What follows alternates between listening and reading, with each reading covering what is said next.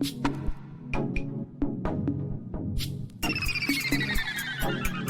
has arrived. Hey, Maurice and Odie gonna take over like Zach and Cody. Black and Snurdy is the best podcast. Gonna boom like Wile E. Coyote. Gonna make magic, they move like they hairy. Ain't talking about mental health, no, it's not scary. You know that she coming up with the astrology. Mo got a comic and that's the best policy. Maurice the GOAT, talking about animation cause you know. Odie, she moving wavy like the boat. Watching some movies and she taking notes. Yeah, kick back, listen. Black and Snurdy have risen. Upload on a mission. 5 stars, never dissing. Black and Snurdy, ooh. Black and Snurdy, yeah. Black and Snurdy. Hello and welcome to another episode of the Black and Snurdy Podcast, the only podcast where two sexy black nerds get together to shoot the shit. I'm Mo, aka Kid Licorish. And I'm Odie. And together we are the aforementioned nerds here on episode 167. 67 of the Black and Snurdy Podcast. When I was like putting together the notes and I was like, oh, it's number 167, and that's the first thing that popped to my mind, and it's such an annoying, it's one of those things where you think about when you were in middle school, the type of stuff that was funny, like saying suck it, or anything from the Chappelle Show. We lived through Rick James, bitch. That was not. I went to a predominantly white middle school. Me too, and we still had a bunch of white people saying like, "I'm a gay bitch." I did not get any of that. Not at school, at the very least. I don't recall that being popular, but who knows? Anyone who went to middle school with me, let me know. Do you remember? Actually, that might have been more high school. I feel like that would be more of a high school thing. Yeah, but middle school, I don't remember that. It was like suck it. And people doing the X and getting in trouble for it. Simpsons quotes or Saturday Night Live quotes.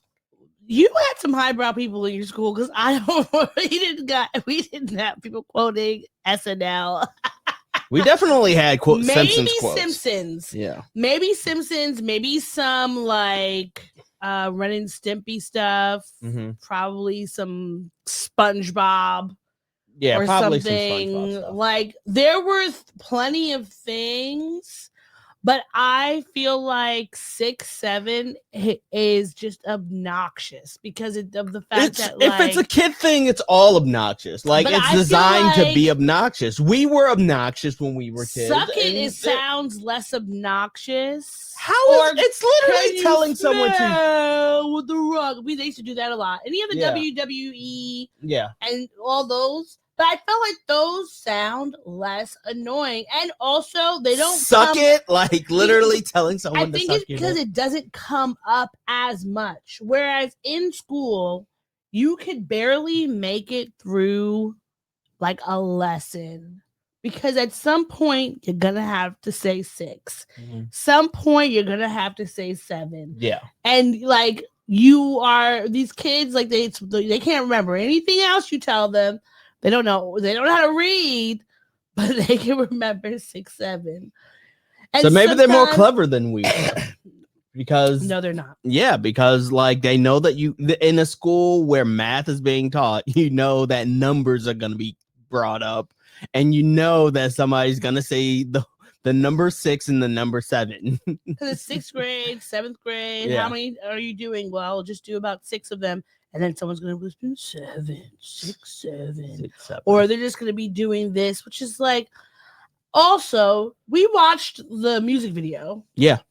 Listen to the song. It's terrible. The song is not good. So it's not even like you're connecting it with something that's actually interesting, funny, or some sort of talent. And I feel like at least when Triple H and them were going suck it, they were also busting some heads on the mat. So I just feel like we 6, 7 by Skrilla 6, 7, and not the Skrilla who makes the real popular DJ. It's Skrilla. That's Skrillex. From that's Skrillex.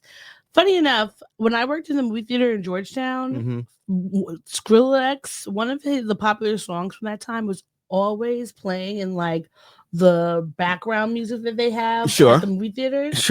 Like that the lobby was one music. of the one of the main songs, and I used to be like, why Skrillex, and why do you have to freaking torture me? That's what it feels like. Skrillex and Skrilla have both contributed to torturing me with annoying repetitive noises and sounds. It's the reason why I hate the downside of this time of year is that for anybody who works in like a mall or a Target or something like that, you're gonna hear fucking All I Want for Christmas Is You on repeat. Yes, which is a which great would drive song. you crazy. It is a great song, but just annoying. Yeah. After you've heard it 10 times in like More, an hour. All I Want for Christmas is the candy corn of holiday songs. Yeah, and candy corn is gross. Yeah. So like for me, I could take maybe 1 or 2 candy corns and then never eat them for an entire year. But like if I'm inundated with candy corns, it makes me sick to my stomach. Yeah, because it's like, why am I eating this thing? You know, it's weird. But I do appreciate the music they usually put in, like the stores. I just wish that they would have more variety. It's too much of the they play like 10 songs on repeat.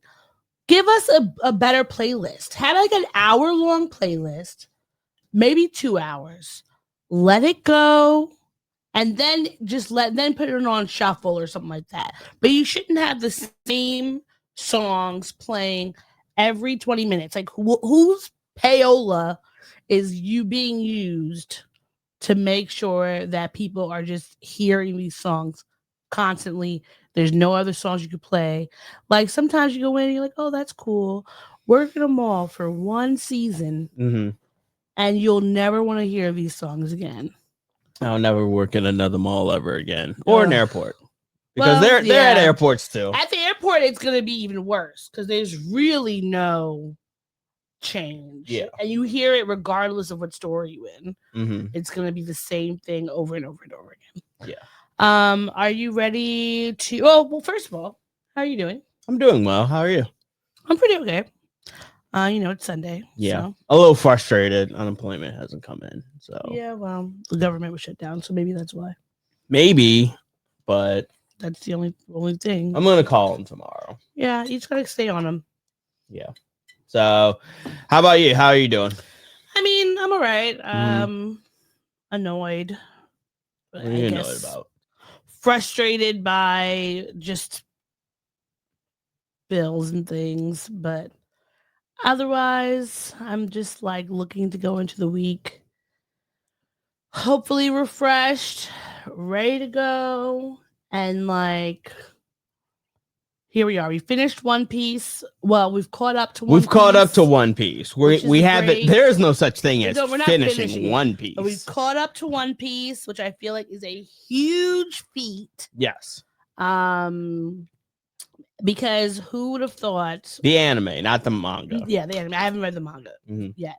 But watching it, I do want to go back and watch the filler episodes because I'm like, why?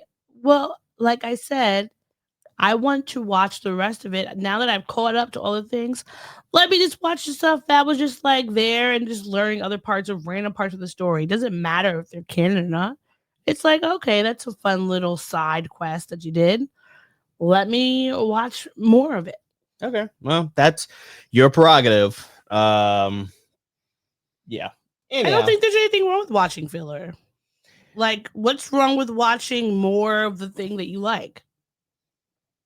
Yeah, but if it doesn't have any impact on the story, but like if you know that it literally was just like created to buy time. But why does it have to have impact? Like it's just what happened when TV shows have that random special episode that is not doing anything to the show, but it's just like there. It's fun. And that's fine for like a sitcom that is just not story driven. But if you're literally there for the plot and the story, and then right in the middle of it they say, oh, Naruto's clones are going on strike, or Naruto is fighting an ostrich, like that's a frustrating thing. It disrupts the story. I think it disrupts the flow. I think it's frustrating when you're watching it. Like, I like knowing which ones to skip. Mhm. But I think going backwards and watching them when you don't have anything else to watch of the show and you want to watch more of the show, I feel like that's just like a little, it's just added bonus. Like, oh, I could watch this thing until they get more episodes coming out. And now for you have like hundreds of episodes worth of filler Exactly. that you could just watch. Exactly. Okay. Because they're there. It's like, well, why not? It's random, but at least this could tide me over until I get more episodes. Sure. It's just like sometimes when I finish a season of a show that's already like multi-season show, and then I don't really want to watch something else, so I go back and I start from the beginning. And then that way I'm like, it'll help me like until they get the new season out. Like that. Okay. Well, you have a lot of episodes worth of filler to watch on One Piece. There literally are like multiple, hundreds. like I'll send you the website that tells you which episodes are filler and which ones aren't. Put them on. Yeah. All right. So, are we ready to kick things off of the show? Sure, we are. On the show, in the show, above the show, inside the show. Hold on. Hold on. Yes, we are ready. I just needed to make sure you have the correct drops. Yeah, just had to reference which ones is which. Okay, so we will start. We unfortunately lost some people this week, so we're gonna start with our RIP section. Where do you want to begin, Odie? All right. First, we want to pay our respects to Dan McGrath, who was the Emmy-winning writer for.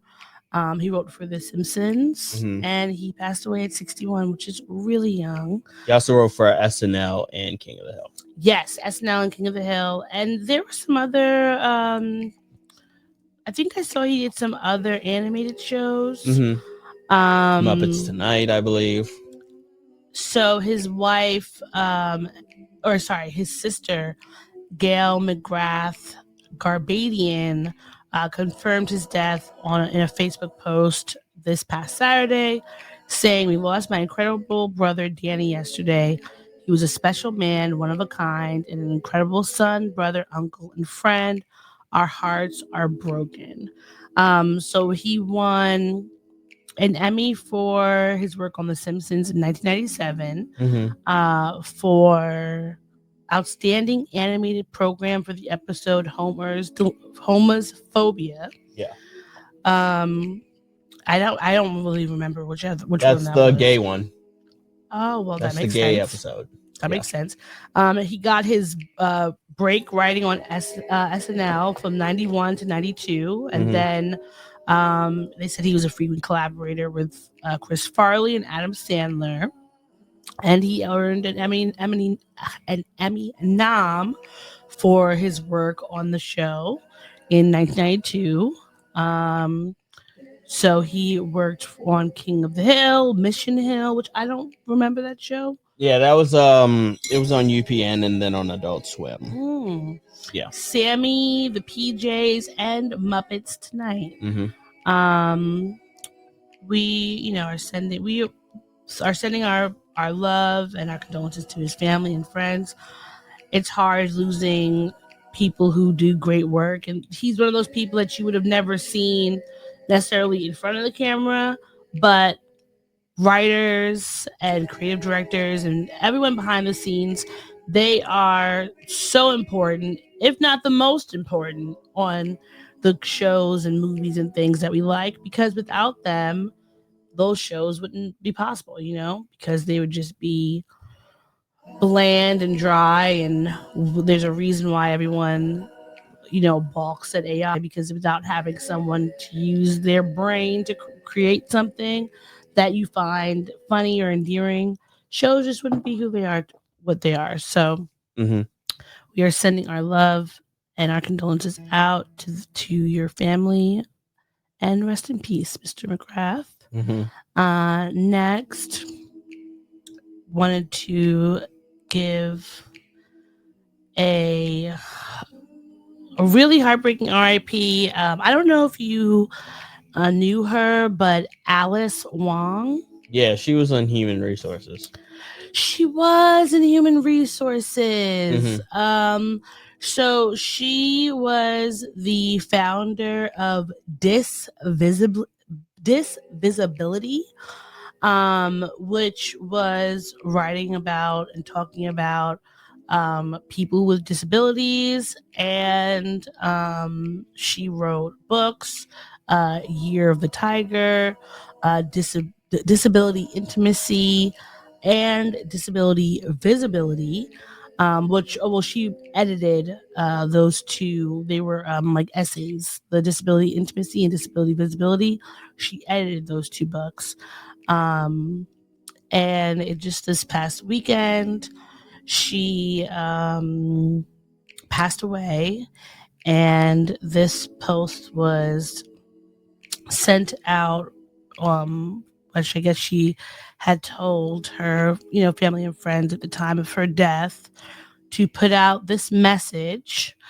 Hi everyone. It looks like I ran out of time. I have so many dreams that I wanted to fulfill and plans to create new stories for you. There are a few in progress that might come to fruition in a few years if things work out. I did not ever imagine I would live to this age and end up a writer, editor, activist, and more. As a kid riddled with insecurity and internalized ableism, I could not see a path forward. It was thanks to friendships and some great teachers who believed in me that I was able to fight my way out of miserable situations into a place where I finally felt comfortable in my skin. We need more stories about us and our culture. We all deserve the everything and more in such a hostile, ableist environment. Our wisdom is incisive and unflinching. I'm honored to be your ancestor and believe disabled oracles like us will light the way to the future. Don't let the bastards grind you down. I love you all. A really beautiful message. She was a great writer. She had been writing with on Teen Vogue for a while until just recently when Teen Vogue threw out and fired all of their basically DEI hires. So a lot of like the politics writers who were writing about whether it was things having to do with like the Me Too movement, feminism, BLM, disability, etc. And she was one of those writers doing really great work and opening up people's eyes to things that they never heard of or thought of before. So it's really sad that she's no longer here. We don't really have that many physically disabled people who are in any kind of spotlight. Sure. And who get to tell stories and create a space where people are seen as normal. Because like she said, we live in an extremely ableist society. So having her, in her wheelchair and having she had a breathing tube, she was very visible. She wasn't letting that stop her from calling people out. She talked a lot about COVID and writing about how, people who were disabled were being basically forced either to die or to stay inside, because even for her, going to the hospital because of her different apparatuses, she couldn't wear a mask. And then the doctors were refusing to wear masks and basically told her, oh, we don't do that anymore. And her writing about stories like that, I think brought people an awareness of what people who are physically disabled and having different immune systems are dealing with that they may not have ever realized. So we definitely are sending our love to her family and her friends, everyone that knew her. I'm going to miss seeing her on my timeline because, she just, I think, spoke to everyone's hearts. and minds, and it wasn't just about specifically disability. It was just about life and who she was. So she'll definitely be missed. They do have a GoFundMe that has been created by her family, which it's looking to raise money for I think her ongoing work. This was her GoFundMe that she had while she was still alive to help her, but I think they are going to use this GoFundMe to help take care of anything with her life that had needed to be paid for, and to continue the legacy of her work. So that would be any books, any essays, anything that she was working on. They're going to be using that to pay for it. So you can go to her Twitter. It's SF Direwolf. If you would like to contribute. And last but definitely not least, Sydney Hardeman, who many people may not know her. This was her viral moment, the viral moment that got her I guess her name. It says Beyonce's Homecoming, and if you see her face, it was this like utter, just like, I can't believe I'm here. This is so amazing. Like, all of that is what went viral. And she eventually, people would like be looking for her at the concerts. And she just became one of those like beloved members of the Beehive. She passed away this weekend at 25.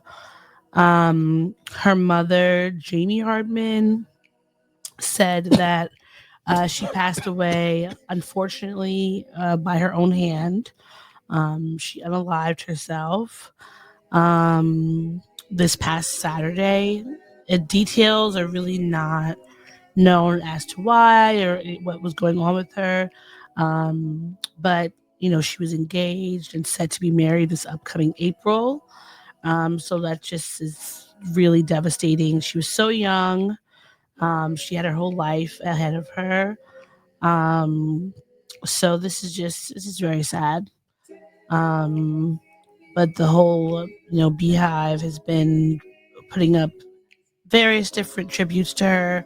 Even Tina Knowles, Beyonce's mother, posted up something about her saying, they were just thankful for her being a fan, and how much they were sorry for for her family's loss and everything like that. So just a reminder, everyone, if you are dealing with anything, please talk to somebody, reach out, and say you need help. It doesn't matter how big or how small it is. Because when you look back, you will be glad you did. And there's nothing that has happened that people in your life don't want to support you through. And even though it's cliche to say, it does get better. So we are sending our love to her family and friends. Yeah, agreed. All right. Are you ready to move on to our shenanigans and chicanery? Sure. This is our pop culture segment. When you want a hot meal without a big deal, what are you gonna pick? Pop topics. All right, where do you want to begin with pop topics? Well, we have to begin with the huge news of this week of the Epstein emails that have come out because of the fact the slashes are very funny. The fact that in the emails that the New York Times, they reported a few days ago on the slew of emails that have been coming out because House Democrats on Wednesday, they finally released some of the emails. We still need more. We still need all the files. But in the email, it said things like Trump had spent hours at his house with one of his victims. Other messages that apparently there were abusive things happening. But what has been having the interwebs in a tizzy is this one email in particular, right? So let me just share it so we can all read it together. Is that the right one? Yeah. So Mark Epstein, that is Jeffrey Epstein's brother, right? So in this email, he's asking, what is a while back? Oh, how are you doing? A while back, you mentioned that you were pre-diabetic. Has anything changed with that? What is your boy Donald up to now? And then in this other email right above, it says, ask him if Putin has the photos of Trump blowing Bubba. And I thought blank, I had tersis. I guess he thought he had tersis. I don't know what that means. That doesn't matter. The next one says, you and your boy Donnie can make a remake of the movie Get Hard. And he said, you mean Donnie T? I'd rather be in Donnie D's shoes. Now, the only parts of this email that anybody cares about is the part where he says, ask him if Putin has the photos of Trump blowing Bubba. Okay, and the reason why Trump blowing Bubba would be important is because this man here, his name is William Clinton, aka Bill Clinton, aka Bubba, right? So this is the speculation that Bubba is Bill. Allegedly Bubba. Allegedly Bill is Bubba. Allegedly. But then in more people, because when this came out, there has been more information that has been come out and more things that people are speculating about, right? Now, this was a new piece of information that I found out yesterday. That Ghislaine, I don't know how to pronounce her name, Maxwell, she had a horse named Bubba. And she did actually have a horse named Bubba. Mm-hmm. Before she got arrested, she was a wealthy European, British woman, whatever. She had stables and she did have a horse named Bubba. Mm-hmm. And I really think that, what's his name? Chitty? Cheaty, yeah. Am I saying it right? Yeah. You're not talking into the mic. Cheaty. I can't hear you. I feel like as terrible and gross as it is imagining Trump giving Bill Clinton a blowy, him doing it to a horse would just be so much worse. There's I don't know what would be worse. I mean, obviously there are some things that could be worse, but in my mind, it's like all of these scenarios are terrible. I feel like they're all terrible. So but it's funnier for me to think that Don is a sub to Bill's Dom. Yeah, I mean, of course he would be. I don't know. Like Do you think that Trump would ever in his life be a Dom? Well, no. Like I think he gets his balls crushed by a dominatrix. Probably that's what Like, Ivanka is for, probably. or what her name is, Melania. No, one of those is his daughter. The other one is his wife. I said what I said. Okay, fair enough. Fair enough. Jesus. But I am I the only one who's just like, can we like get some movement on these files so that either they can take them down or do nothing or something? Like I want something to come from these files because otherwise this feels like just the Donald Trump mail equivalent of, but what about our emails? You know what I mean? But at least these emails are actually saying terrible things. I think that the difference is that between Hillary Clinton's emails and these Epstein file emails / files is in her emails, there were the amount of things that you could be in there that would be like diabolical. It was like her being shady towards somebody, right? Or it was nothing illegal. If I could remember, there was nothing illegal in there. The most legal thing was that she was sending emails from a non-secured line. Like that was the whole issue, right? In these Epstein files and in the emails, it could literally detail line by line the amount of girls, underage girls, that Trump and whomever else partook in disgusting acts with, and still somehow we would be getting nothing.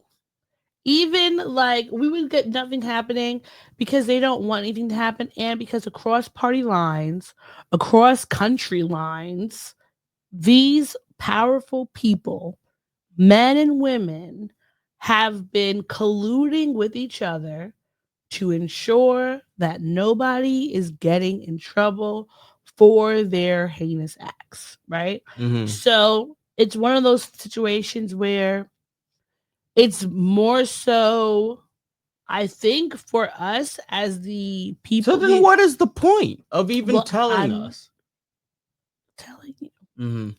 I think that the point is not because this necessarily anything is going to happen to them.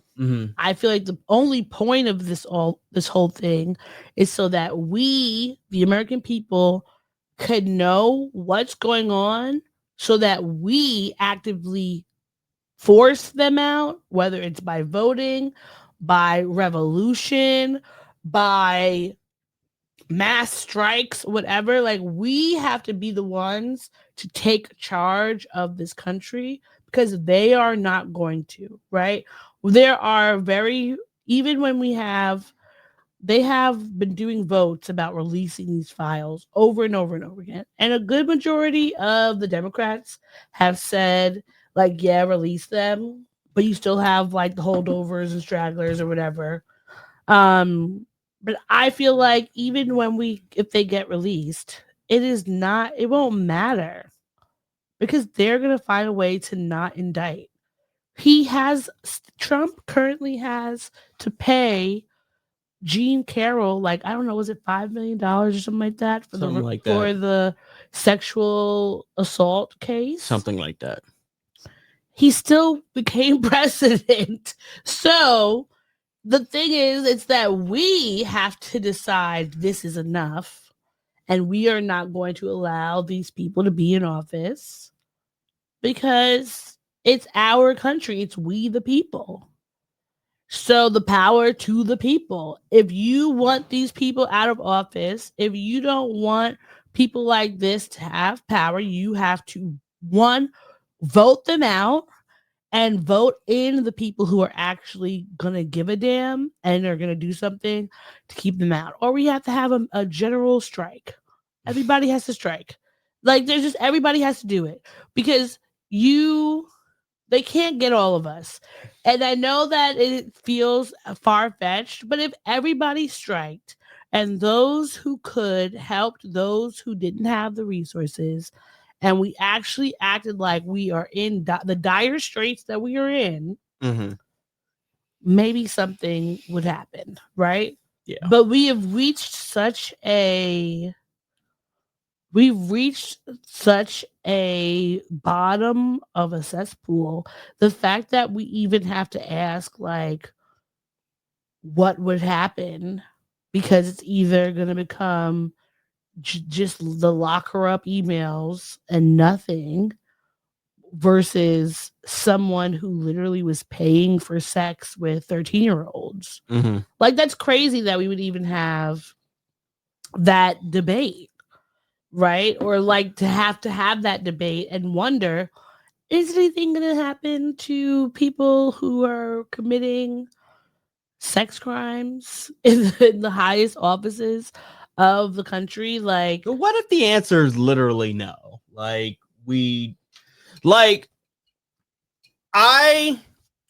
fear that the reason why I ask is because my fear is that nothing is going to happen. That literally they will release this information. We will find out that dude in the highest office, Trump, the president, leader of the free world and all that good shit, has been diddling kids. It'll be confirmed. It'll be confirmed. Because we have it alleged. All this is alleged. We know that he's already he's on a list. We already know that he's an offender. He's a sex pest and all this other stuff. But we'll find out that he diddled kids, underage people, what have you, and then still nothing will happen. That's my biggest fear. Is that nothing will happen, nothing will change. We will just have a diddler for a president, and that'll be that.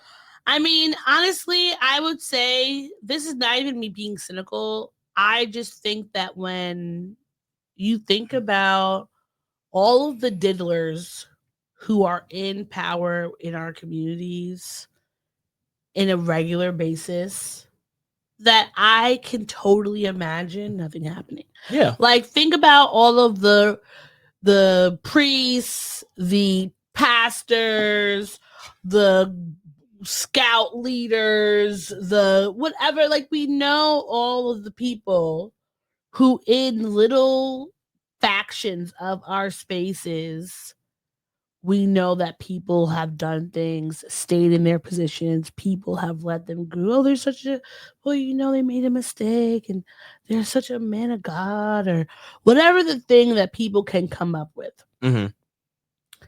It happens on a regular basis in homes and communities around the United States. Yeah. So it would not surprise me if in the biggest home, the most important home in the United States that helps make the laws and things for everybody else, that would just be another thing. Because if we have not as a country and in our own various communities been able to call out and also push back and stop the diddlers in our communities from continuing on and having these places of power and still being revered in society, then how could we, or why would we stop the person who's the leader of the free world? Because it's like, I always think in every situation in life, everything is somehow connected to another thing. The way you act in your home is the way that you're acting in outside the home, and the way that you're acting in your friend group is Sure. the way that you're like. All of these things are all connected. If we cannot, within the smallest paces of our community, stop people and exile them for these heinous acts, there's no way it's going to change anything on the most powerful platform that we have, especially because people still voted for him knowing about all of the allegations about him being in the Epstein they files still voted and being friends with Epstein and talking about grabbing folks by the pussy. Did you say pussy? I mean, you did. Well, there's so many words we can't say, so I just never know. Like if you could talk about that and still get elected, if you could have multiple freaking allegations and still get elected, what is gonna be the difference? You know, and it's so crazy because remember Pizzagate? Yeah, I remember Pizzagate. When that whole thing that turned out the to MAGAs were talking about, they're in the emails talking about calling kids pizza and all that stuff, all the like Pizzagate, the Wayfair, all the random ass situations that have gotten these far right folks up in arms. And I forget the name of the place in DC because I had been there before. Isn't it called? It's like Ping Pong Pizza. Or Ping Pong Pizza, I think because it had ping pong tables that you could play with, and it was a pizza joint. Yeah, because I remember always seeing it, but it was one of those spots I think that like I had never eaten in. Like I might have gone there for like a bar or like happy hour, but it was never somewhere I was like, oh, let's go eat. But the thing about it is, the far right folks will be so up in arms about gay people, trans people, anyone in the queer community. If you're a drag queen, if you are, interracial marriage and immigrant or whatever, they can find 1,000,001 ways to vilify everybody else who's doing nothing, who never seems to be, whenever some file is opened up or anytime somebody is arrested, it's never the people that are on their list, but they will constantly go after these villains that they've created in their head. Because just recently, one of Trump's spiritual advisors was arrested. Let me see his name.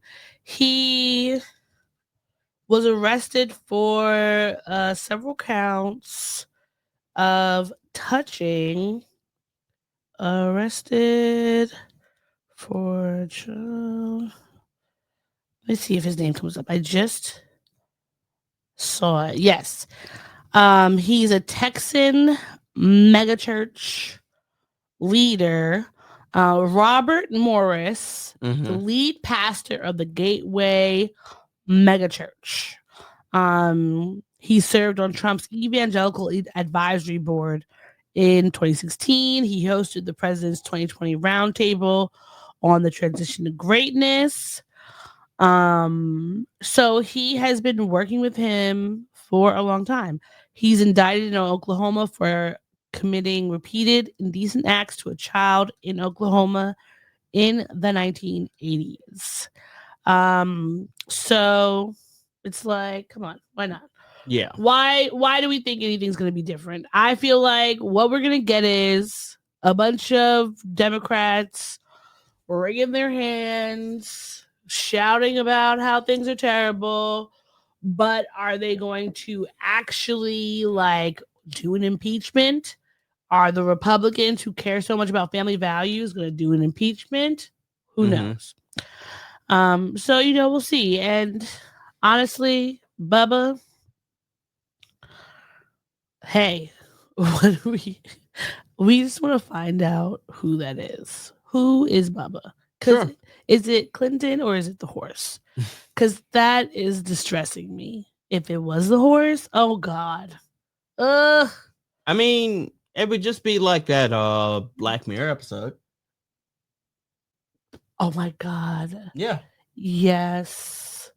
But remember that? Do you remember? Well, I mean, it'd be a little bit similar in reverse. But do you remember years ago there was a man who actually died? Yeah, he died from having sex with the horse. Yeah, because his sphincter got it was impaled. crushed. Too much. It was crushed. But there is someone.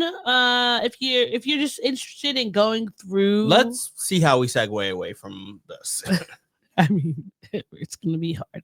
But if you're interested in getting into the documents, this guy, Brian Allen,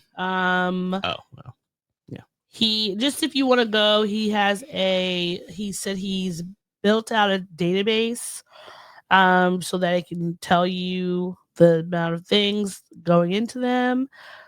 So check it out. I haven't gone on his Substack to go through it all, but there's a lot of things that are there, obviously. So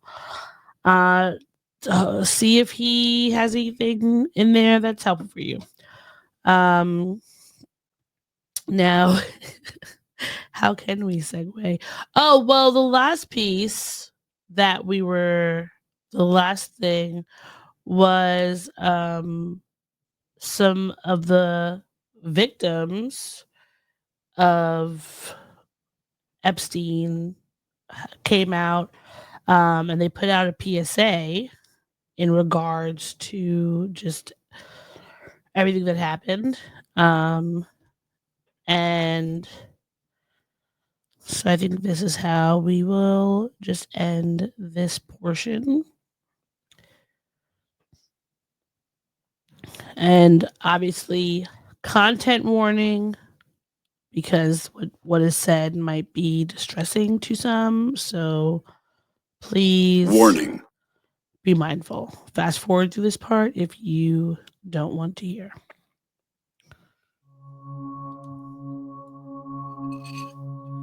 It's video pictures of them as young girls. They're holding them up.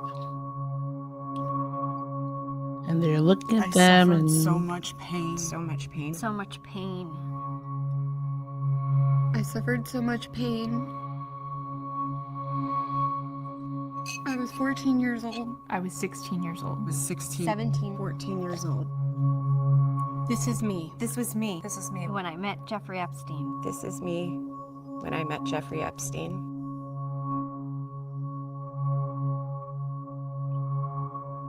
There are about 1,000 of us.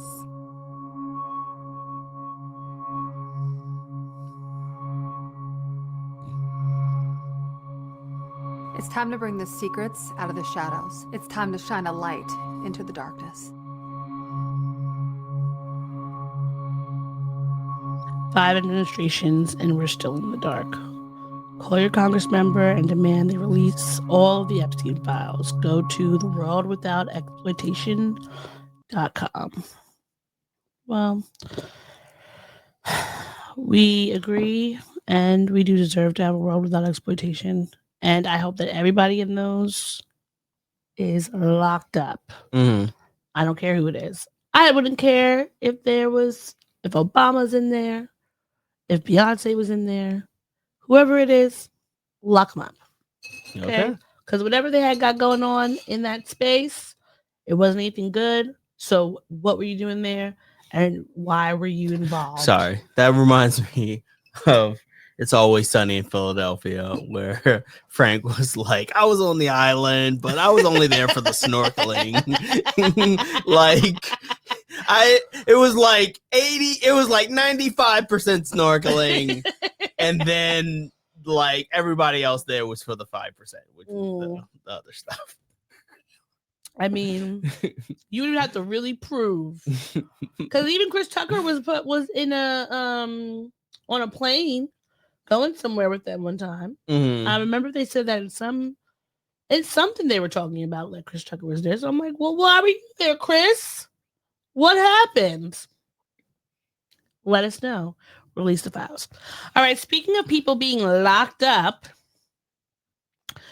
Tory Lanez has had his conviction affirmed by the California court. So the California Court of Appeals has affirmed Tory Lanez felony convictions and 10-year prison sentence for shooting Megan Thee Stallion. Yeah, so essentially he tried to He's get it staying overturned and in jail. it failed. It did. Yeah. Bigly. Bigly. It bigly failed. Do you want to know what was the most shocking part of this verdict? What? That I found out his name is Daystar Peterson. Oh, you didn't know that? I don't know how I could not have never. I feel like that was one of his either mixtapes or his albums. Like, I don't know how Daystar. I never realized or paid attention to his name being Daystar. Mm-hmm. What kind of stupid name is that? I'm sorry. It's dumb. It is a terrible name. Are we trying to say like Daystar? Yeah, his 2020 album was called Daystar. Well, it's a flop just like him and his name. But, he should get some extra time just for wasting our time. Because, why? It was affirmed in full is the description on the court case. At the very least, he seems like if anything, he would be better served trying to get a transfer to a Canadian prison as opposed to being in America. I'm sure Canada's prison system is probably more delightful. Probably. Just being walking about. A boot. I mean, you've seen you've seen Top Boy, right? Yeah, we watched it together. Yeah, remember the beginning of season 3 where Sully's in prison and it just seems like a decent place. It seems like a New York boarding house. There's a little CCTV in there. He has a magazine. They're all wearing grays with the meals. Like they get like 5 compartments in those little trays. Seems fine. I'm sure Canada's prisons are probably better than America's. But he should just stay there forever. First of all, he has not spent any of his time being remorseful, right? He spent all this time lying about shooting her and trying to pit everybody against her, spending money to get other people to lie for him. Give him more time. Stay in there, okay? Rot away because you're a danger to society. And the thing is, he's gonna have money when he gets out because people still somehow keep collaborating with him. Well, keep buying his. I mean, he's still putting out music. It's terrible. He hasn't put out stuff this year, but he did put out a bunch of stuff last year. Mixtape last year, but didn't we listen to it? One of the songs. Did we? It was. I know that I listened to a piece of a song that he put out. And maybe it's just because I was hearing it on online, but it was terrible. It sounded the quality was terrible. And there are plenty of rappers. The prison tapes. Wish I Never Met You. Know What You Need. The prison tapes. There are plenty of rappers who've made albums in jail, and they Shine. had way better studio quality than you did. Yeah. I don't know what you're doing, but don't do it anymore. Yeah. Gosh, there's so much music news and all of it is terrible. So Nicki Minaj has decided to come out. She's not just, we have the Barbs, but she's, I guess, a Barbs for Trump, a MAGA supporter. So I don't know if this was another Coke fueled post that she did, but she reposted this on her TikTok. The White House TikTok said 2025 has been our year.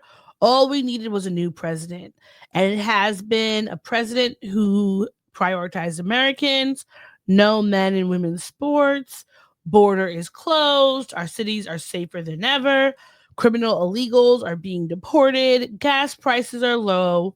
World peace. Now, there's a lot of words on here. The main thing about it is lies. Okay? Because a president who prioritizes Americans after you just forced the government to shut down for what was it, 51 days? It was hella long time. Yeah, it seemed like that a long people time. were not getting paid. They weren't getting like there's even with their food stamps, like they didn't officially cut off all the way. There were still people who were struggling for food after everything canceled. No men and women's sports. How is that anything important for the American people? Who the fuck cares if there was a man in a woman's sport? What about women in men's sports? You don't seem to care about that? What if I decided I wanted to play lacrosse randomly? Is that Why going to would be? that be the sport? I don't know. What it was made on Long Island. I'm surprised you didn't say volleyball. Isn't Well, that something you did do? I did play volleyball. Yeah. So, but I just figured lacrosse would be. I don't know. It's a very Long Island game. Is lacrosse, it? Yeah. Okay. The border is closed, which is like it's always been closed, never just been open. Our cities are safer than ever. They are not. Criminal illegals are being deported. No, because no, the people they are deporting, but they're not criminals. They're just deporting illegals. Sure. But anyone who's not coming through the regular standard immigration. And sometimes process. they're deporting people who were. The other day they deported a Native American woman, and that's like the height of what? Like, are we? Where did they deport her to? Where'd she go? I forgot. She was Native American. She's from. I mean, I forget what state she's from, but let me look up where.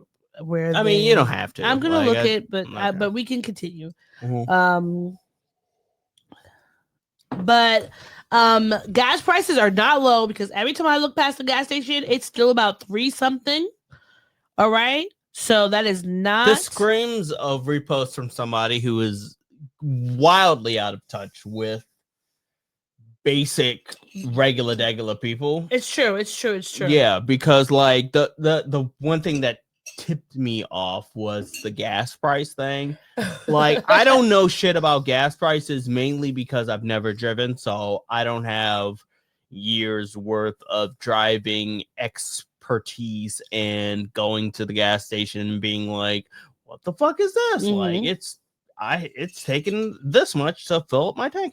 I don't have that as a reference point, but I imagine someone who doesn't drive and someone who can't drive, and there's a distinct difference. Well, I mean, is within the same realm of knowledge. Like, Nicki Minaj is not driving herself, so therefore she's not familiar with what gas prices are doing. So she's probably out of touch in that regard. I mean, I don't drive, but I always pay attention to gas prices. Why? Why? Because that's one, it's an indicator of how the economy is doing. Number 2, if you're going to be in a car and you're asking if someone you're driving with people, I pay attention.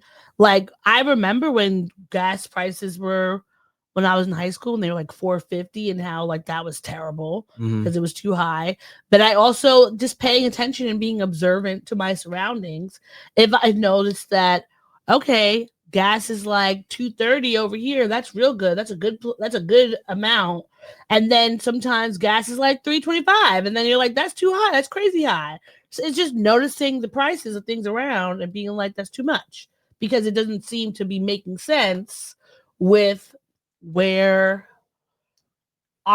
everybody's money seems to be, right? Yeah. Okay. Like in New York, our gas prices are usually a little higher than Jersey, but then in California, their gas prices are fucking crazy high because it was like $8 one place that I went by. Like, I think about those things because I think they're directly tied to our economy, because when we are doing better, the gas prices are lower. When we are not, the gas prices are higher. And usually if the gas prices start getting too high, we try to invade some other country to go get their oil, like they're trying to do in Nigeria. Oh, they're trying to do that in Nigeria. Yeah, he announced a few weeks ago that they're going to be invading Nigeria for whatever stupid reason. But it's, even if he doesn't say the reason's oil, it's oil. because Mhm. Nigeria is an oil-rich country, hence why it's the jewel or gem giant of Africa, is because we have access to this money and they want it. Well, the oil, and they want it. But Nicki Minaj, please put the pipe down. Put down the Allegedly. pills. We don't know. Put down. Don't drink any cut waters. Okay? Don't smoke any weed. Don't have any edibles. Just perhaps try and live a fully sober life. Well, she's gonna have to be sober to talk to the UN. So, Oh yes. Why? She's talking to the UN. So Complex posted up on their Twitter that Nicki Minaj is going to be speaking about the persecution of Christians in Nigeria to the UN. So Ambassador Mike Waltz tweeted, Nicki Minaj is not only arguably the greatest female recording artist, but also a principled individual who refuses to remain silent in the face of injustice. Nicki responded, Ambassador, I'm so grateful to be entrusted with an opportunity of this magnitude. I do not take it for granted. It means more than you know. The Barbs and I will never stand down in the face of injustice. We've been given our influence by God. There must be a bigger purpose. Now, I would like to remind you all that in Nicki Minaj's tete-a-tete, is it tete-a-tete fight? Do you have a tete-a-tete with somebody? I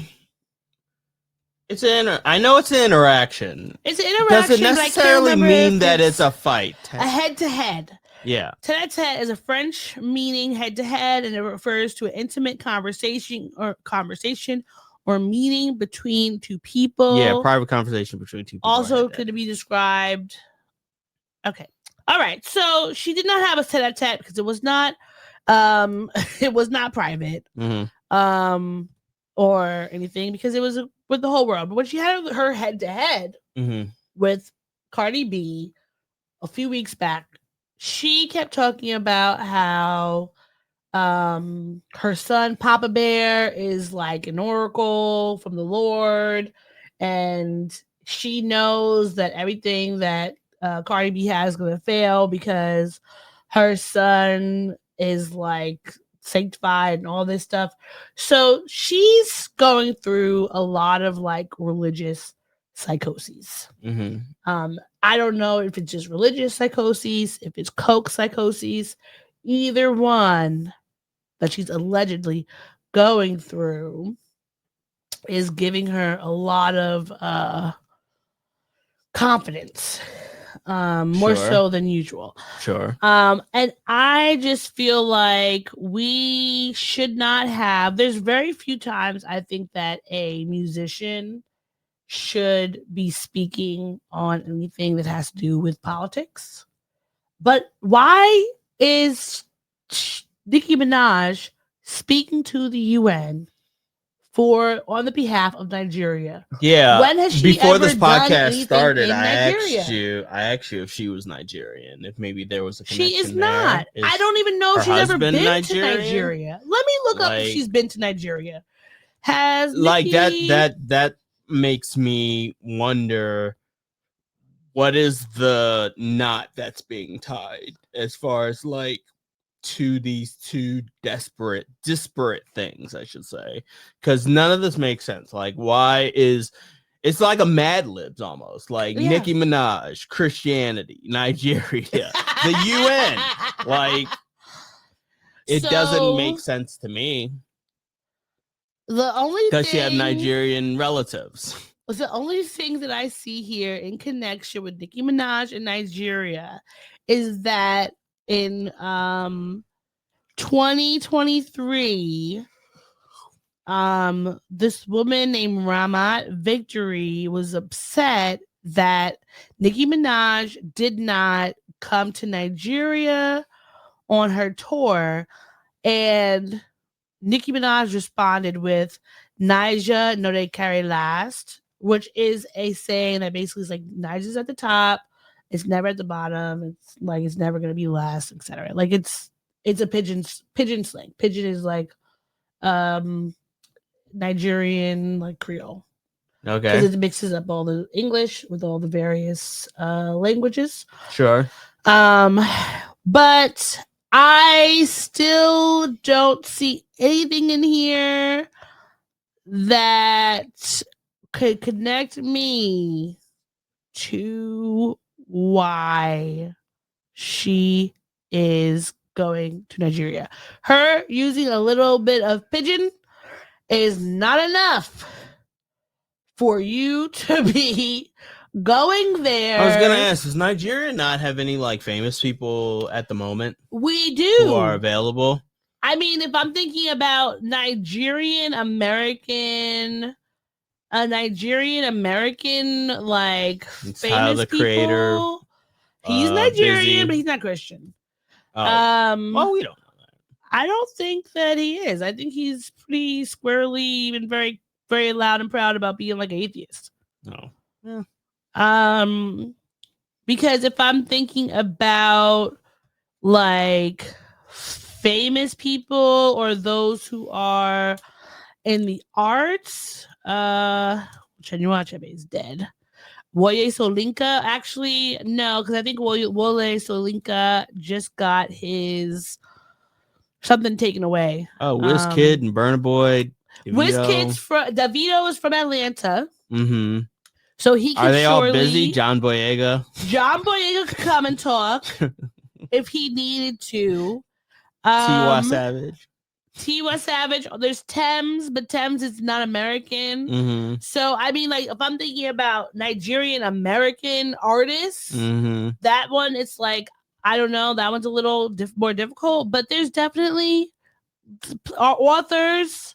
Okay, like there's so many that have nothing to do with Nicki Minaj. I don't know. All the football players.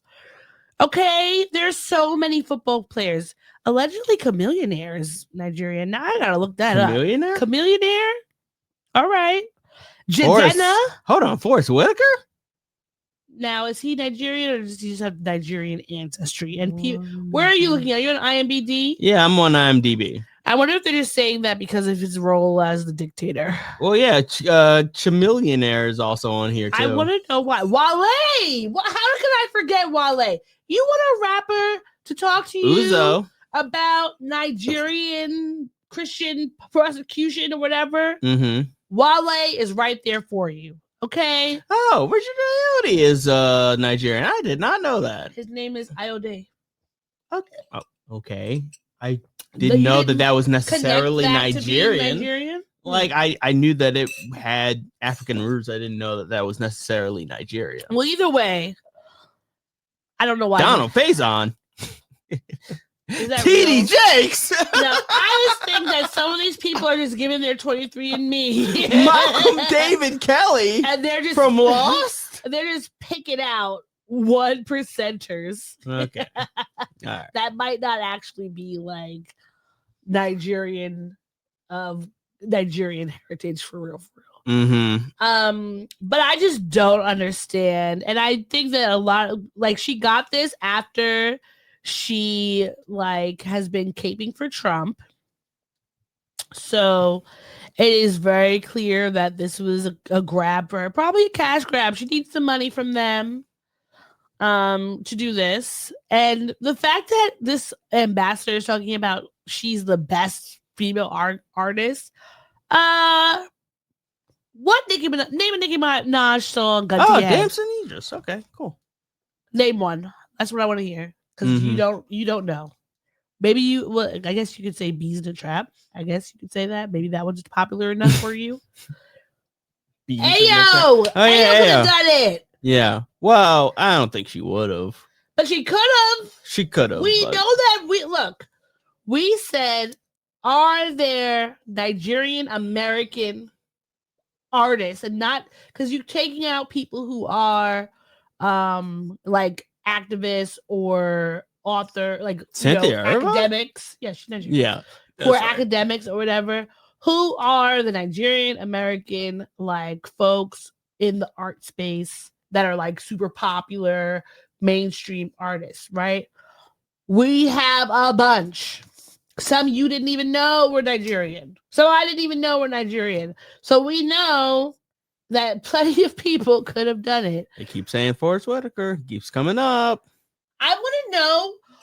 It's saying he's Igbo, but His ancestors come from Nigeria. His father's ancestors were traced back to Igbo tribe in Nigeria. Specifically, his forefathers were from the village of that. Nikweri. Okay.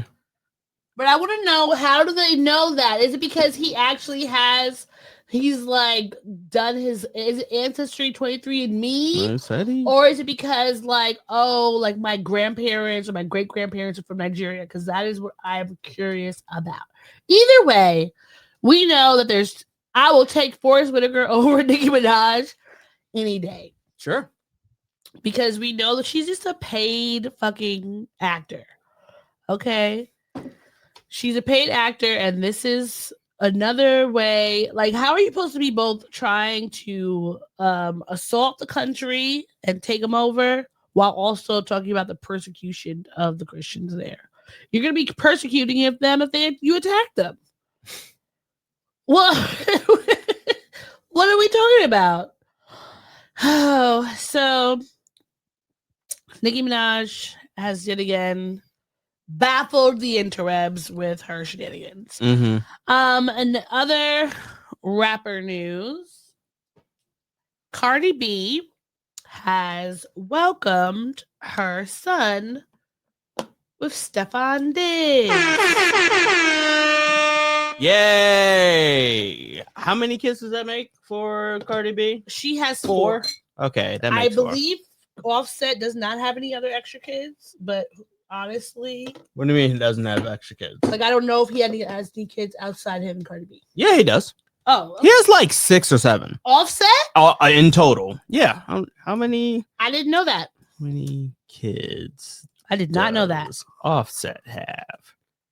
And the answer is 6. Yeah, I knew it. 6. Jesus. 6 children. All right. In total. Yeah. Well, Cardi B has 3 with Offset, 1 with Stefan Diggs. Mm-hmm. Congratulations for a healthy birth and delivery and pregnancy and all of that. She has told us that she's not gonna tell us the baby's name yet, but it's cute. So we love that for her. Speculation station. We have Culture already. Blossom. Wave is the other boy's name. And Wave. Is that his name?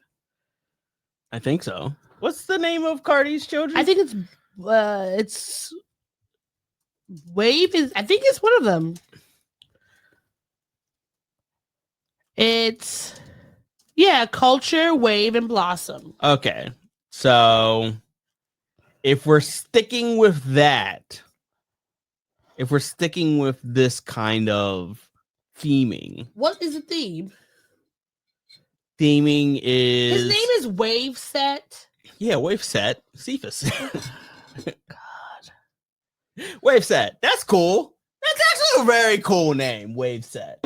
Wave Set. Woo, woo, woo, woo, woo. Terrible. Terrible name to give a child. Well, if they're rich, they can afford to that's have true. these names. Like, you know what I mean? Like, we thought that Apple was a dumb name. Well, still is.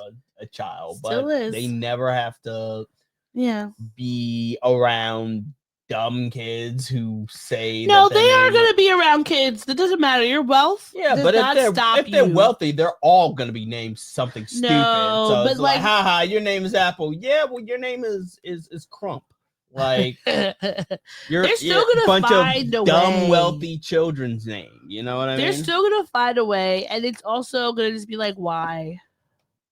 Nobody's name is normal, like Pete or Jim. I don't know. I can't think of regular names. But even though she's been celebrating the welcoming of this new child, there has been some beef between her and Offset. He in a deleted post, he had put up that Cardi B's son was his son, because in Georgia you can, it's a Georgia law it's a Georgia law that if you're married, like there's other states like this, if you're married, you are you are considered the child's father on the birth certificate. Like you have to, obviously, if the other person is there, they can change it or whatever. But he had posted up and said, "My kid," on social media. He deleted it. Then Cardi, she went to Twitter and says, "Y'all be thinking it's so funny, and it's not. It's been over a year, and I'm still being harassed and threatened to the point that I feel like my life is in danger. It's all fun and games until it's too late. Motherfuckers do anything for attention and get real nasty with just one upload. Leave me the fuck alone." And then she went on Spaces and was talking about it even more. I think that I want Cardi to be safe. She's in a very fragile time right now because well, why are you on my chair? What are you doing? I'm wanting to move my chair around. Jesus. Why are you tilted? You could have said, way? "Excuse me." I didn't know you were lumped up on my chair. My knee was in the way. I did not know that. I'm sorry that your knee was in the space of my chair while I'm rotating it. Tilt your body over that way. Tilt your chair over so you have the space to put your knee anywhere you want to put it. Okay. I think it's important for a person postpartum to be in a safe space that is free of stress and angst and all of that, because everything in your body is just kind of going everywhere. It's haywire. You have a huge hole in your womb that is healing up, and all the various hormones and things like that. And so Offset making these types of jokes is not fun or funny, because he already knows that those type of messages are going to create fodder for the internet to come and say bullshit and terrorize her, and then whatever other stuff could be going on behind the scenes of harassment and stuff like that. Like, that's not cool. Like, sign the papers. He had already, a few weeks ago, she had offered, like, I think it was like a $10 million, and he rejected it. Yeah, he's looking for more. So if you just sign the papers, you did not want to fight for your wife while y'all were married. You were off out here cheating and all this other bullshit, and not caring about, thinking about, or putting forth any effort to keep the wife you had. Now that she is gone and she is being loved up by someone else, now there's someone else I can say I would not have picked for Cardi. There's a lot of shenanigans when it comes to this one, but just let her be. Sign the papers and let's get going. Let's get out of here, right? Because it's unnecessary to be harassing her. And people are joking around online about this a lot, of like, oh, it's no big deal. She's being ridiculous, etc. But we don't know these people.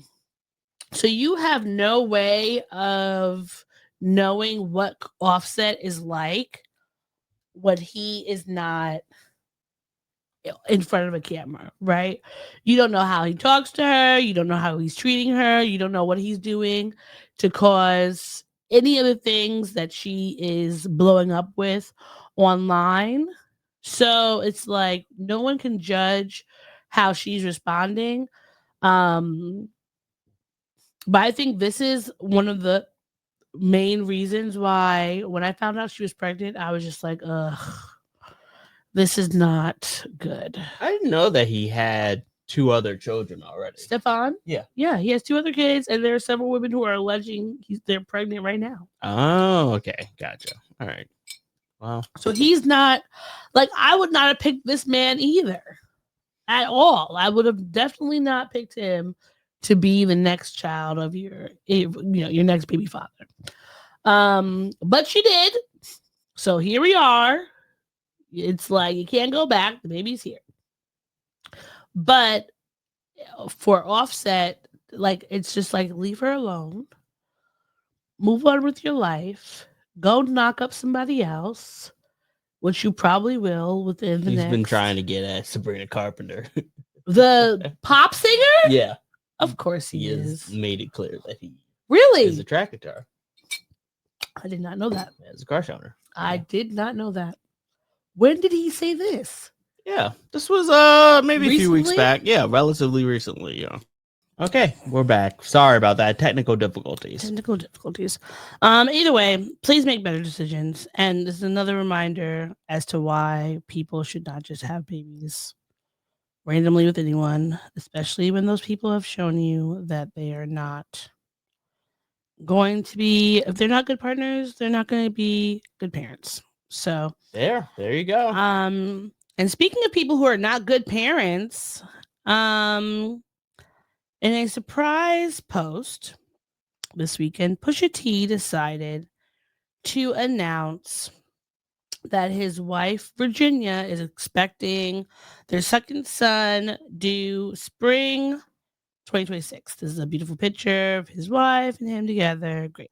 So congratulations on that front. This is where the issue comes in. So he put up a caption on the picture he put up of them expecting and said, Nigel, name of his son, you ask and you shall receive, but this time it was mommy who made it happen. She prayed day and night, struggled with disappointments, but she never gave up on your wishes. You are going to owe her big time. New responsibility, new standards, new expectations all come with being a big brother. I hope you're ready. It's time to share them toys, teach your gifts, and love on the new best friend that mommy gave you. You're going to love it. Just look at your daddy and Uncle Mookie. What's better than that? At baby Jenny, thank you for my second baby boy. I hope you carry on with tradition and never teach me how to change a diaper, prep a meal, suck out a snotty nose, or anything else a super mom does. You make things very easy for me, and I love and appreciate you for it all. See you spring 2026, my boy. That seemed nice. What was wrong with that? Are you joking? If that's what their relationship and agreement is, You think that it's nice that a father would never change a diaper, prep a meal, suck out a snotty nose, or anything else that comes with having a child? 2 things. 1, we don't know if this is tongue in cheek, and 2, we don't know if that's just how their relationship works. But listen, I hope he's joking. Yeah. I hope that at his big age, he is not happy at the fact that his wife is doing all of the labor, the both physical labor and emotional labor that come with being a parent by herself. And the only thing that he would be contributing is money and a presence in the room. Because this post, it made me think of that show I've been watching, All Her Fault. All Her Fault. The one that I was watching the other day with the woman from Succession. Oh, okay. So the premise of the show is this married couple, their son gets taken, is kidnapped, and it's like going through the lives of the people in the show, right? And one of the major themes in the show, All Her Fault, is how the moms are taking on a brunt of all of the labor, even though both the parents, it's a 2-parent household, both the parents are working, but it's like the woman is doing everything, which is honestly not really far-fetched to me because I see that happening a lot in marriages and people's babies or whatever, the woman taking on the broad share of the work, right? And to me, though I don't find it cute for a man to be talking about how happy he is that his wife is doing all of these things because she's a super mom, because there's no such thing as a super mom. There are moms who are getting the actual help from their partners in parenting the child, and there are moms who are having to do it all because the other person is incompetent. And I don't see that as something to gloat about or to be funny about. And also, and maybe if that is the way, if he's just joking, like it's just not a funny joke. I don't think that it's funny for a grown man to make light of the fact that he's doing nothing to contribute to his family in that aspect. Because you have we know that you have the money and the means. So she may not have to deal with those parts. But all of those things that you're talking about are extremely taxing on a parent to do, especially if they're doing it by themselves.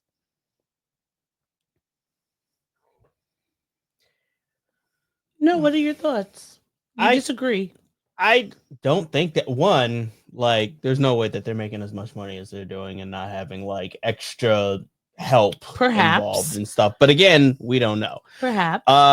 Two, if this is just not funny to you, then that's your sense of humor. Then it's just Do not. You think it's funny for a parent to laugh about doing nothing for their job? I think it's just an internet joke. Like, but what if he's not joking?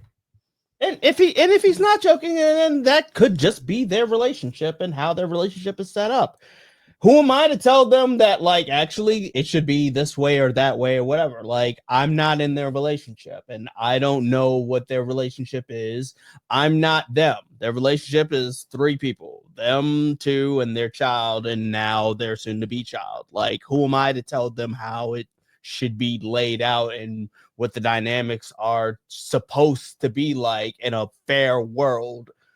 Like, and also, I don't want to be in their relationship. I don't like I'm just not taking umbrage with this post. Like, he announced his child.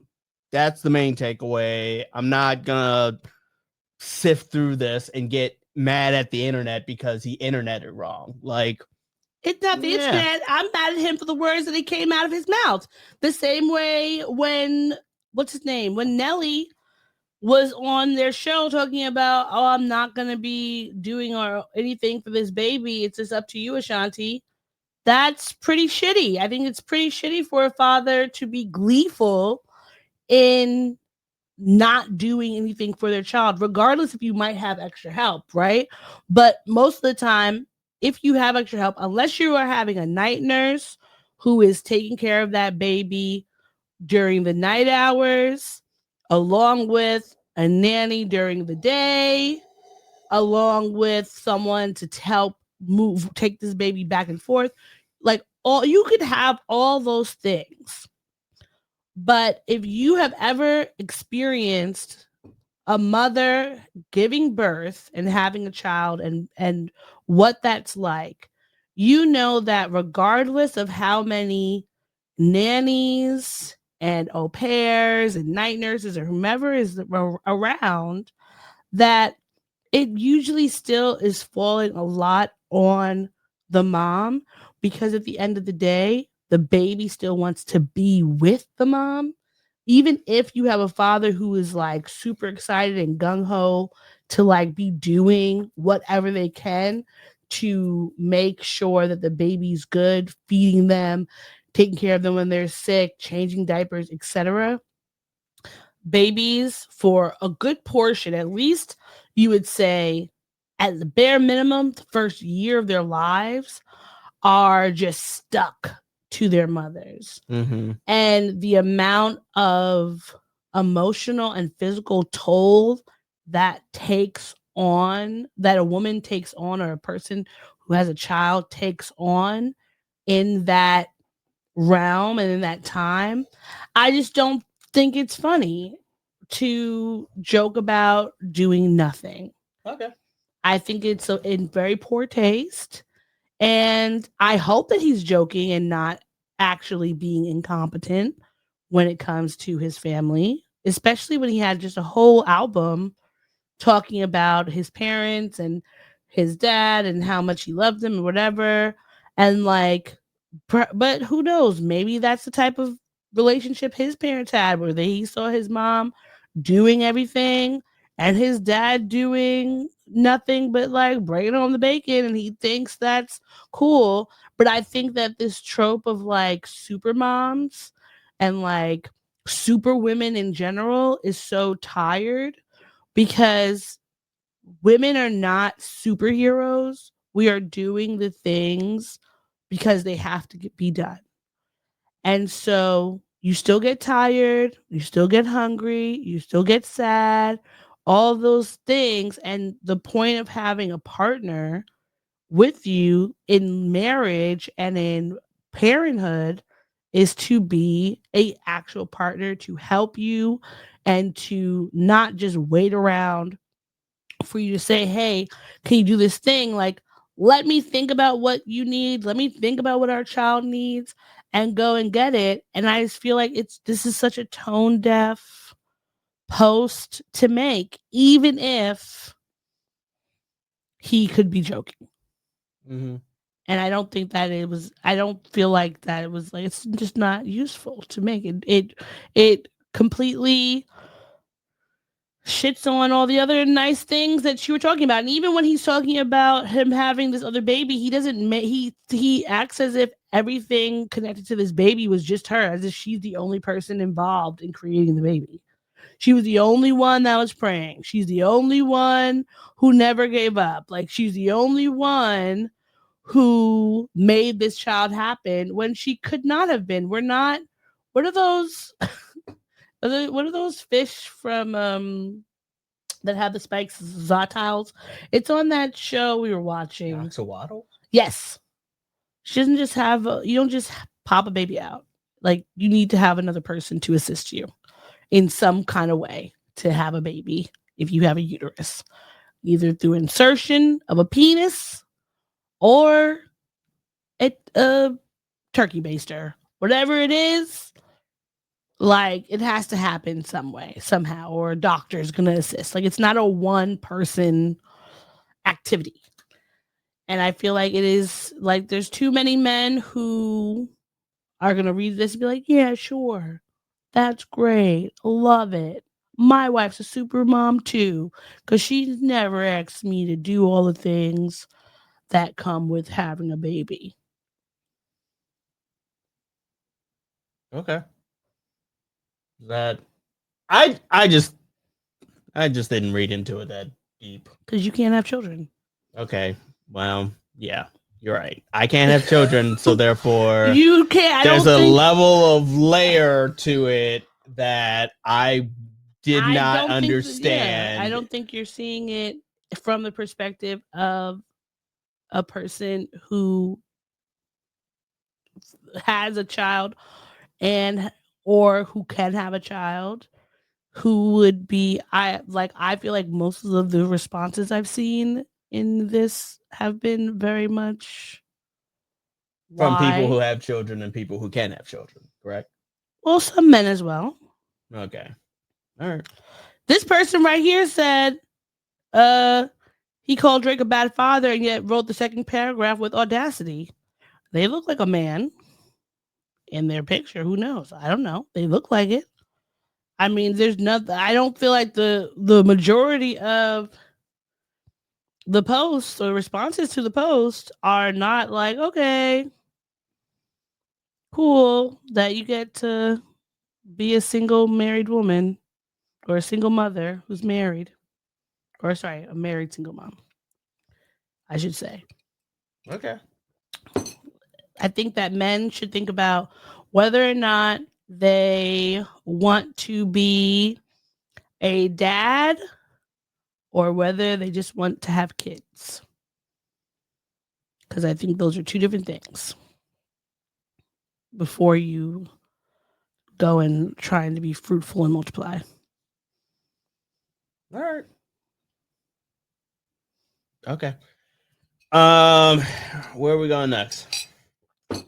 Well, another one of the Virginia crew has been getting himself in hot water due to a response he had at, I don't know where he was, but Pharrell was talking about politics and how he felt about them, etc. And this is what he had to say. As we look at what's going on in the current political climate, I'm just saying, I want to turn anybody off. I hate politics. Like as far as when it's a magic trick that it's not real. I don't believe in either side, because I think when you pick a side, you are only, you are inadvertently supporting the vision. Yeah, it's not a popular point of view, but I just got to say, like, think about it. The wells are drying up, and okay, now that diversity's off the table, now equity's off the table, now inclusion's off the table. So that makes me ask myself, okay, so how do we survive? Well, are there black people in that tonight? Yeah. And in your heart, do you think for what it is that you do and who you are, do you think you're the best? Okay, so do you want the job because you're black or because you're the best? Do you want someone to support your startup because you're black or because you're the best? Right, so I think now for me it's about us having the best ambition. That's the reason why you should support these businesses. Yes, they happen to be black and brown, but it should be based on the thesis that we're the best, not because we are a total shade of a skin color. That's a point of view that I have now that I'm resting on, and if diversity, equity, and inclusion ever comes back in style, cool. But in the meantime, I'm going to focus on being the best because I can bank on that. Because that's what's going to get you the position. Where, I don't want you to give me anything. I want you to panic and not let me out the room because I'm the best.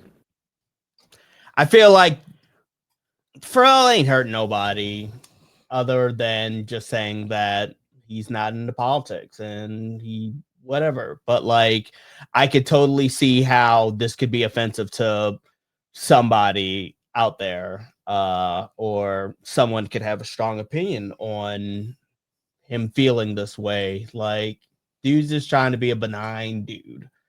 And because he doesn't take sides and because he is... Well, he takes sides because when Black Lives Matter when Trayvon Martin was murdered, he took a very decisive side to say he wasn't rocking with them or he wasn't jumping on the bandwagon.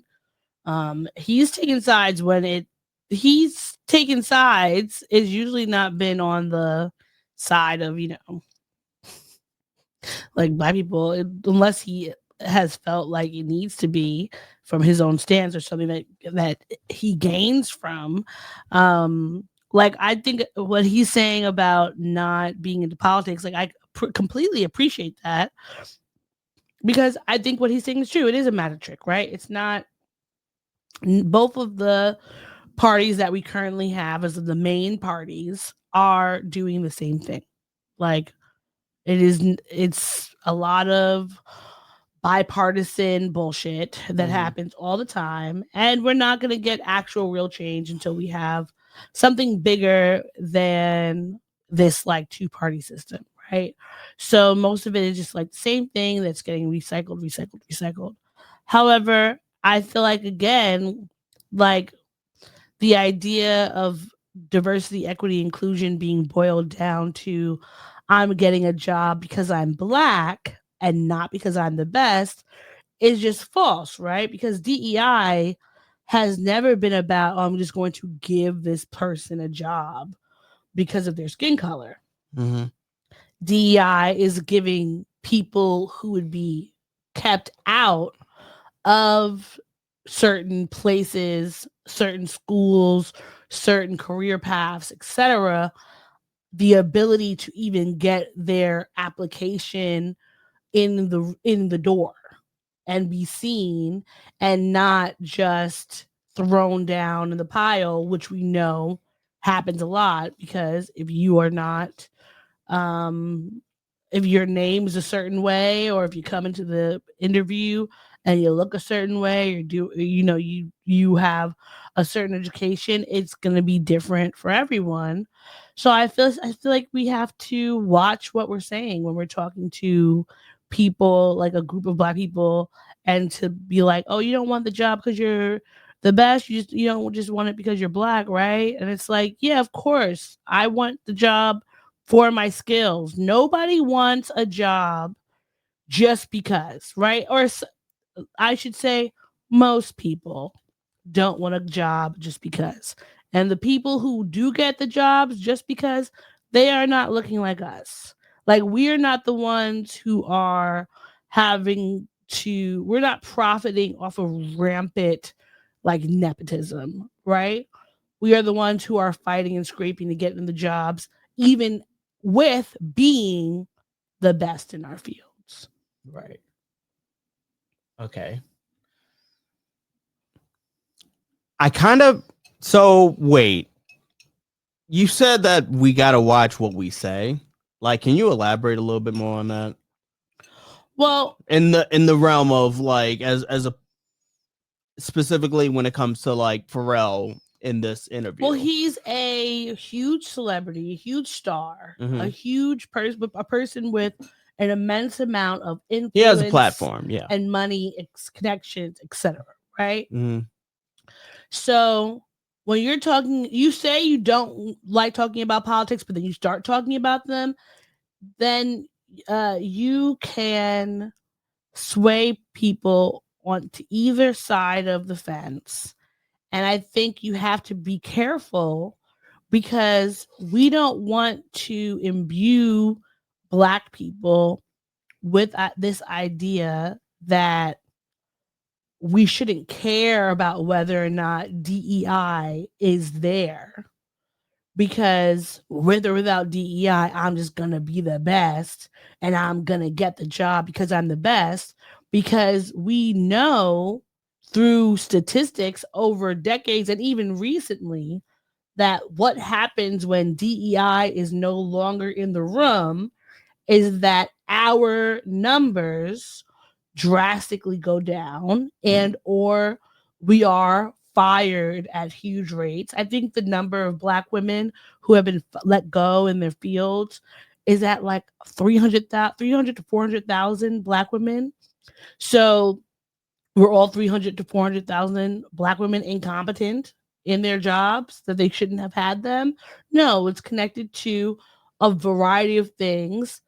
One of them being DEI, not being there, not being followed, right? How many of these jobs we've talked about on the show that DEI is ended? Now you're losing all of the departments that were leading this DEI like research or whatever the case may be.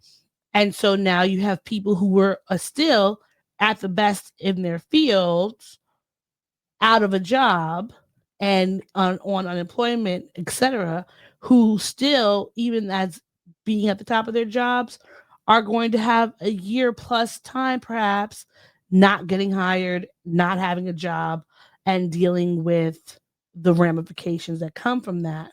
So I think that when I say you have to be careful about what you say, is being careful to be mindful that your words have power, and we don't want to ever tell Black people that they shouldn't be fighting for the things that are rightfully theirs, right? And the places that they rightfully have, not entitled to getting a job, but you are entitled to be able to at least get your resume seen, right? To at least be able to have the chance, because nobody is asking for any Black person, any brown person, whomever, woman, whomever, to automatically get the job just because. We want to have the ability to get the jobs based on our merits, period. And we know historically that has not happened, hence why these various DEI and affirmative action programs are even there for anyone to debate about. Right. So as far as Pharrell is concerned, he should understand more of the power that he has as a platform. So when he says like, "Hey, I don't believe in politics," he should just stop right there and keep it at that. I mean, because you could say I don't believe in politics also, but like our lives are political. There's nothing like in your life that's not political. The food you eat, the person you marry, the clothes you wear, the car you drive, like everything is somehow connected to politics. You could hate politics, understandably so. You could hate it. You could hate that everything is political. But like if you're going to talk about it from an informed standpoint versus what, I don't know if it was just his feelings he was talking about feelings, I don't know, or his own personal experience, or I guess his own personal experience, because who knows, maybe a bunch of people have come up to him and said, please hire me because I'm Black, and he feels like that shouldn't work, right? But he also has to acknowledge the fact that like he couldn't have gotten to where he was without all of those DEI programs that made it possible for him to be in the space that he was in. Because I don't think he's doing it anymore, but remember when he was doing Louis Vuitton?